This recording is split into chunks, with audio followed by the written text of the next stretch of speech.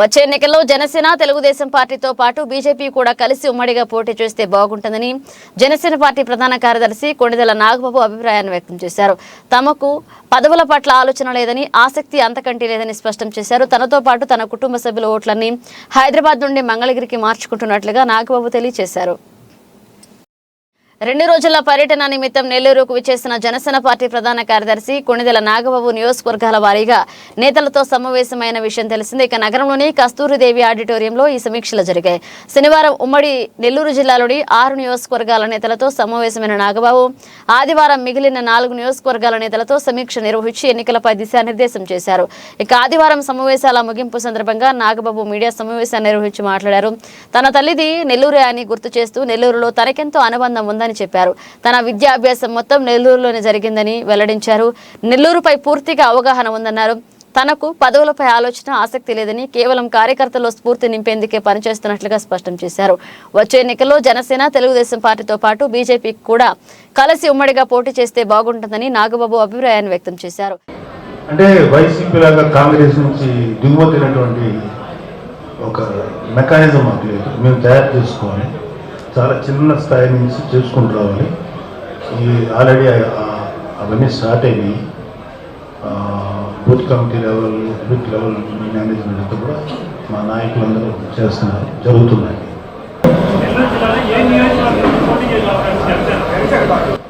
అది నా స్థాయిలో కాదు. నేను ఓన్లీ పార్టీ జనరల్ సెక్రటరీ.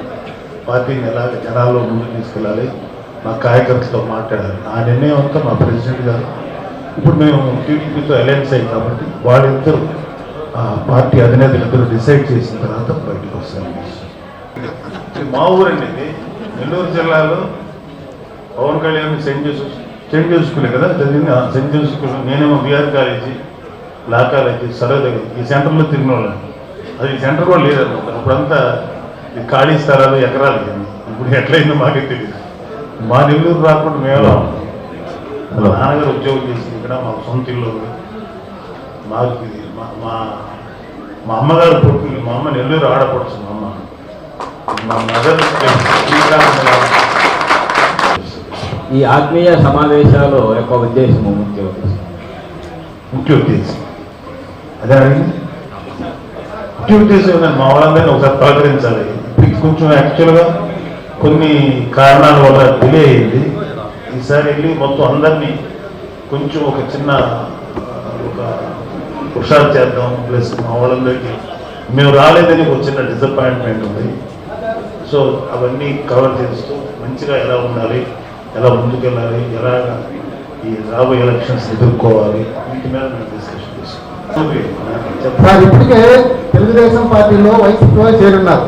ఆ వైసీపీలో కలిసి తిరిగిన జనసేన పార్టీ నాయకులు కూడా, అంటే తెలుగుదేశం పార్టీలో వచ్చిన వాళ్ళు ఇప్పుడు జనసేన పార్టీలో కలిసి మద్దతు ఇస్తూ తెలుగుదేశం పార్టీలో తిరగలేగా ఉన్నారు. వాళ్ళకి మీరు ఎటువంటి నిర్దేశాలు ఇస్తారు?